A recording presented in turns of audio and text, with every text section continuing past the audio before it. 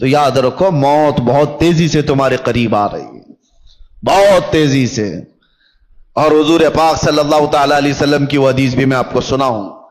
قیامت کے قریب ایسے حالات ہوں گے کہ بچے جوان نظر آئیں گے اور جوان بوڑھے نظر آئیں گے.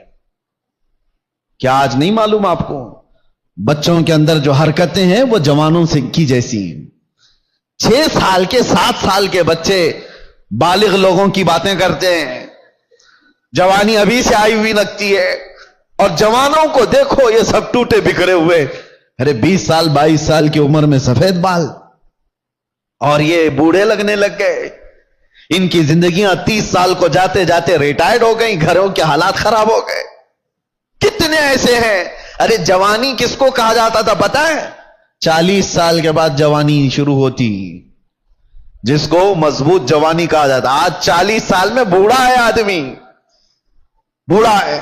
قیامت کے اتنے قریب ہم آ چکے. میرے آقا نے فرمایا تھا ایک دور آئے گا کہ جب بچے جوان نظر آئیں گے اور جوان بوڑھے لگنے لگیں. ان حالات کا باریکی سے آپ مطالعہ کرو میرے عزیزو. اب ہمیں تقریروں کے اعتبار سے کوئی ایک مقرر ایک خطیب سمجھ کر کے ایک ٹرینڈ کے حساب سے مت لو.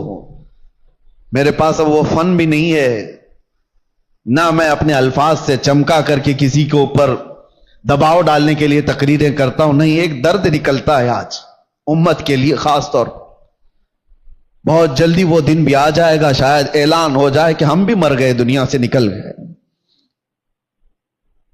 جتنے دن ہمارے باقی رہ گئے کبھی یہ خیال آتا ہے کہ بارگاہ مصطفیٰ صلی اللہ علیہ وسلم میں جانا تو طے ہے، مرنے کے بعد قبر میں منہ دکھانا تو طے ہے. اگر وہ نبی پاک صلی اللہ تعالی علیہ وسلم ہم سے پوچھیں کیا تو اس جگہ سے آ رہا ہے جہاں سے صبح سے شام تک مجھ کو گالیاں دی جاتی تھی؟ کیا تو اسی محلے سے آ رہا ہے جہاں لوگ ماں اور بیٹیوں کی عزت بھول چکے تھے؟ زنا اتنا عام ہو چکا تھا کہ جانور بھی اس طرح کا جوڑا نہیں کھاتے. گھر گھر آج محفوظ نہیں ہے. لوگ بیٹھ رہے ہیں آج ہمارے پاس آ کر کے حیرت ہوتی ہے کہ زنا کے معاملات کو حل کرنے کے لیے بیٹھتے ہیں تو رونگٹے کھڑے ہوتے ہیں، کلیجہ منہ کو آتا ہے. باپ بیٹی کو لے کر بیٹھا ہے، دوسرا باپ بیٹے کو لے کر کے بیٹھا ہے. کن معاملات پر آپ بات کر رہے ہو؟ ایک بار میرے آقا صلی اللہ علیہ وسلم کے پاس ایک صحابی آئے تھے، ماعز اسلمی. کہا آقا مجھ سے خطا ہو گئی ہے، مجھ سے غلطی ہو گئی ہے. حضور نے پوچھا ہوا کیا ہے؟ کہا بتا نہیں سکتا، بہت تکلیف کی بات ہے. حضور نے فرمایا بتاؤ تو تمہارا علاج کیا جا سکے. انہوں نے کہا زنا ہو گیا ہے، مجھ سے زنا ہوا. حضور نے اپنا چہرہ پھیر لیا، چہرہ سرخ تھا میرے آقا کا، لال ہو گیا. کہا جاؤ تم. وہ صحابی دھاڑے مار کر کے رونے لگ گئے. تجھ سے جو منہ چھپاؤں تو کروں کس کے سامنے؟ میں جاؤں تو پھر کہاں جاؤں؟ نبی پاک صلی اللہ تعالی علیہ وسلم نے ان کو کھڑا کر کے پوچھا ہوش میں کہہ رہے ہو؟ انہوں نے کہا ہاں میں ہوش میں کہہ رہا ہوں، ہو گئی مجھ سے خطا. حضور نے فرمایا کیا تجھے پتا ہے اسلام میں سزا کیا ہے اس کی؟ پتھروں سے مار کر ہلاک کر دیا جائے گا. انہوں نے کہا ہاں یا رسول اللہ پتا ہے مجھے. پھر بھی کہہ رہے ہو؟ کہا ہاں. اس آخرت کی سزا سے تو بہتر ہے کہ آپ مجھے دنیا میں پاک کریں. 3 مرتبہ پوچھنے کے بعد بھی جب انہوں نے کہا کہ ہاں مجھ سے خطا ہو گئی تو حضور نے صحابہ سے کہا جاؤ یہ اقبالی مجرم انہیں لے جاؤ جبل انم، ایک پہاڑی مدینے میں. وہاں پر صحابہ لے کر کے گئے، اوپر سے ان کو پتھروں کی بارش کی گئی، وہ قتل ہو گئے، ان کا انتقال ہو گیا. یہ اسلام میں زنا پر سب سے بڑی سزا دی گئی. وہ صحابی تھے، خطا ہوئی تو نبی پاک صلی اللہ تعالی علیہ وسلم نے دنیا میں پاک کرنے کا طریقہ یہ بتایا. اور یہاں پر حالات ایسے آ گئے کہ لوگ اس کو اتنے ہلکے میں لے لیے. پھر مجھے وہ حدیث یاد آتی ہے، حضور نے فرمایا تھا قیامت کے قریب زنا اتنا عام ہو جائے گا کہ انسان ایسے جوڑا کھائیں گے جیسے گدھے اور کتے راستوں پر جوڑا کھاتے ہیں. ان کے درمیان یہ سب کامن سی چیز ہو گئی، نارمل بن گیا ہے. لوگ بیٹھ کر کے حل کر رہے ہیں، ہمیں تو رونگٹے کھڑے ہوتے ہیں. کن چیزوں کی یہ باتیں لے کر بیٹھے ہیں بیٹے اور بیٹیوں کی کہ یہ اس طرح کی حرکتیں کرتے تھے؟ मुआज़ल्लाह रब्बिल आलमीन। एक बात याद रखो, पूरे मुआशरे में, मोहल्ले में एक जगह कोई ज़िना करता है तो पूरे मोहल्ले की बरकत खत्म कर दी जाती है। नासूर है वो कैंसर की तरह, कैंसर की फोड़ी जिस तरह पूरे जिस्म में जहर पैदा करती है, एक बेहयाई और बदकारी वाला नौजवान पूरे मुआशरे के अंदर वो नासूर बनकर जहर फैलाता है। तुम्हारी बेटियों तक भी वो हरकतें आएंगी, तुम्हारे बेटे भी महफूज नहीं रहेंगे। इसलिए जिम्मेदारियों का एहसास सारे लोग मिलकर के करें, एक आदमी नहीं। ये बेचारा खतीब कब तक यहां से पुकारेगा, एक कोई मुबल्लिग कब तक इस्लाह करेगा, हर एक की जिम्मेदारी है। आज गलती किसकी है पता है?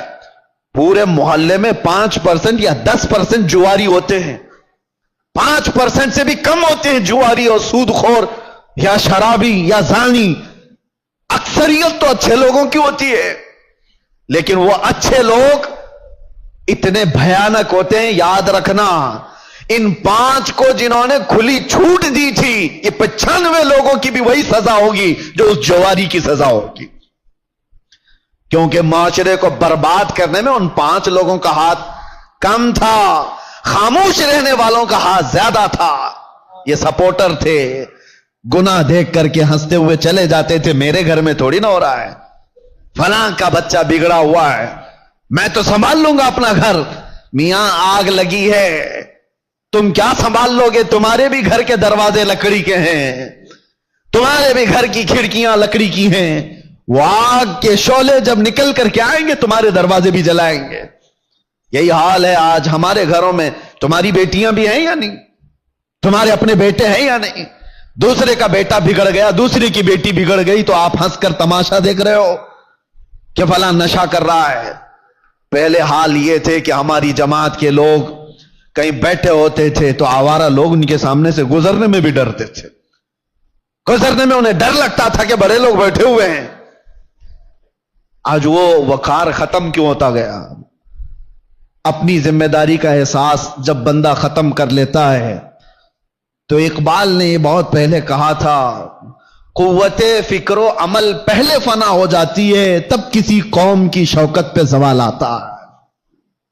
सोचने समझने की सलाहियत पहले ये खत्म हो जाती है, तब जाकर के कौम के अंदर बदकारियां फैल जाती हैं, ये ज़बू हाली का शिकार होती है। आज कौम के अंदर जो मामलात है, हम गिरे हुए इसलिए हैं कि हम अपनी जिम्मेदारियां नहीं संभालना चाहते। अब जाहिर सी बात है, एक आदमी बोलेगा तो इसको पकड़ करके ले जाएंगे, बंद कर देंगे, दूसरा उठेगा उसको पकड़कर बंद करेंगे और सारे लोग तमाशा देखते रहेंगे। ये सोचेंगे नहीं, ये नहीं करना है, बोलना नहीं है। मैं समझता हूं इस तरह की बुज़दिली से तुम कितने साल जी सकते हो, चुप चुप रह करके, बुराइयों के बारे में नहीं बोलोगे, कंप्रोमाइज करके जियोगे, कब तक रहोगे? मौत तो आनी है, तो जब मरना ही है तो गीदड़ की 100 साला जिंदगी से शेर की एक दिन की जिंदगी बेहतर है। हक बात करो, लोगों की इस्लाह करो और दुनिया से इज्जत के साथ जाओ। और एक बात, ऐ नौजवानों, दुनिया के तमाम मामलात में 100 साल की जिंदगी में वो इज्जत नहीं पाओगे जो दामन मुस्तफा में 1 मिनट में इज्जत मिल जाती है। मेरे आका के कदमों से लिपट कर 1 मिनट की जो जिंदगी तुम्हें इज्जत देती है, वो दुनियादारों की 100 साल की नौकरी तुम्हें इज्जत नहीं दे सकती। इसीलिए मेरे मुर्शिद ने फरमाया था, बुल हवा सुन, सीमो जर की बंदगी अच्छी नहीं, उनके दर की भीख अच्छी, सरवरी अच्छी नहीं। आओ इस्लाह के लिए अपने इन मुआशरों में इस्लाह का काम तेजी से शुरू कर दो। अगर आज थोड़ी सी तुम्हारी हरकत बाकी रहेगी तो उम्मीद है कि हमारी जो नई नस्लें हैं वो इस बात पर तो बाकी रहे। मैं सऊदी अरब में देख करके आया हूं, जिन्होंने अपने बच्चों को ऑस्ट्रेलिया अमेरिका में पढ़ाने के लिए भेजा था, आज वो बच्चे पलट करके आए हैं और वो पूछते हैं, who is the Mohammad? Mohammad किसका नाम है? ये रियल बात मैं आपको बता रहा हूं। अरे जहां इस्लाम का मरकज रहा, जहां से इस्लाम फैला फूला, उनके बच्चे आज गैरों की गोद में डाले जाने के बाद आकर अपने नबी को पहचान नहीं पा रहे हैं। तुमने भी क्या सोचा हमारे बच्चों को सोशल मीडिया पर छोड़ देंगे, ये सारा कुछ मोबाइल से, गूगल से, इंटरनेट से सीखते रहेंगे? कल को यही बच्चे खड़े होंगे جو اپنے نبی کو نہیں پہچانتے وہ اپنے باپ کو قیامت میں کیا پہچانیں گے؟ اور تمہارے مرنے کے بعد کیا ایصال ثواب کر سکیں گے؟ ادھر تمہارا جنازہ لا کر کے رکھا گیا ہوگا، تمہارا بیٹا باہر کھڑے ہو کر کے انتظار کر رہا ہوگا، نماز ہو جائے گی تو اٹھاؤں اور ڈا کر کے دفن کر کے آؤں، اسے توفیق بھی نہیں ہوگی کہ وہ تمہارے لیے جنازے کی نماز پڑھ سکے۔ کیوں ایسے معاشرے میں جینے کی ضرورت ہے؟ ہمیں جو رسول اللہ صلی اللہ علیہ وسلم نے معاشرہ عطا کیا اس معاشرے میں امن بھی ہے، عزت بھی ہے، وقار بھی ہے۔ آؤ واپس سے پھر اس ماحول کو بنانے میں آپ سب سترک ہو جاؤ، متحرک ہو جاؤ۔ ہر محلے کے نوجوانوں سے میں گزارش کروں گا، تم 5 ہی صحیح 10 ہی صحیح کھڑے ہو جاؤ ذمہ داری لے کر کے کہ ہم اپنے محلے میں بے حیائیاں نہیں ہونے دیں گے۔ انقلاب آئے گا میرے عزیز۔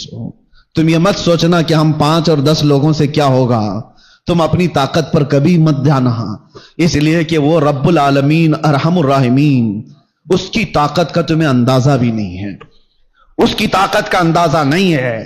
آج سے 5 سال پہلے ہبلی کی ایک مسجد سے 50 لوگوں کے بیچ میں نے ایک پاکھنڈی کو اعلان کیا تھا، آپ کو پتا ہوگا۔ ہم نے یہاں سے موبائلے کا چیلنج کیا کیا تھا؟ یہ رب العالمین کا کرم ہے کہ پوری دنیا کے خطے خطے میں وہ آواز پہنچائے گی، جس کو پہنچنا تھا اس کو بھی پہنچی۔ تو کبھی یہ مت سوچنا کہ میرے ایک کے چاہنے سے کیا ہوگا، بہت کچھ ہوتا ہے۔ آواز اٹھا کر کے تو دیکھو، اصلاح کے لیے کھڑے ہو کر کے تو دیکھو۔ بازو ہمارے کمزور ہیں، رب العالمین کی طاقت کمزور نہیں ہے۔ تم اگر کھڑے ہو گئے اصلاح کے لیے تو اللہ تعالیٰ غیب سے اسباب پیدا فرمائے گا۔ ایک نہیں مانے گا، 2 نہیں مانیں گے، ہو سکتا ہے کوئی تو جیالا ہوگا جو تمہاری دعوت پر لبیک کہے گا۔ تم اپنے گھر کی دعوت تھوڑی نہ دے رہے ہو۔ اگر 5 نوجوان کھڑے ہو گئے ہر محلے سے اور وہ دوسرے بچوں کی اصلاح کے لیے کوشش کرتے رہے، خدارا کبھی یہ مت کہنا کہ ہماری ٹیم میں آ جاؤ، ہماری ٹیم میں آ جاؤ، ہماری تنظیم میں آ جاؤ۔ ایک بات میں بتاتا ہوں، اس امت کی ایک رگ کو میں جانتا ہوں، یہ جتنی بھی بگڑی ہوئی ہو، باپ کا واسطہ، ماں کا واسطہ، استاد کا واسطہ، پیر کا واسطہ، ہو سکتا ہے ناکام ہو جائے۔ بگڑے ہوئے نوجوان کو ایک بار آمینہ کے لال کا واسطہ دے کر کے دیکھو، ایک بار میرے مصطفیٰ کے نام کا واسطہ دے کر کے دیکھو، اللہ تبارک و تعالیٰ اس کے ذہن و دماغ میں محبت پیدا کر ہی دے گا۔ یہ بگڑا ہوا ہے لیکن آج بھی اپنے نبی سے محبت رکھتا ہے، اور اسی محبت کا واسطہ دے کر کے اصلاح کا کام کرو۔ ورنہ آج جو میں سن کر کے آیا ہوں، کھڑے ہونے کی ہمت بھی نہیں تھی، اتنی دیر میں بول لیا، کھڑے ہونے کی ہمت نہیں تھی۔ بتاؤ میرے عزیزو، جس کے علاقے میں آ کر کے اس کو یہ خبر دے دی جائے کہ آپ کے علاقے میں بھائی بہن سے زنا کر رہا ہے، اسے بولنے کی کیا جرأت ہوگی؟ اسے کھڑے ہونے کی کیا طاقت ہوگی؟ دل دکھتا ہے۔ امت مصطفیٰ صلی اللہ تعالی علیہ وسلم اس پوزیشن پر آ گئی کہ ہم غیروں میں بھی یہ بات نہیں سن پاتے، غیروں میں یہ بات نہیں سن پاتے۔ مسلمانوں کے گھروں میں یہ چیز ہو سکتی ہے۔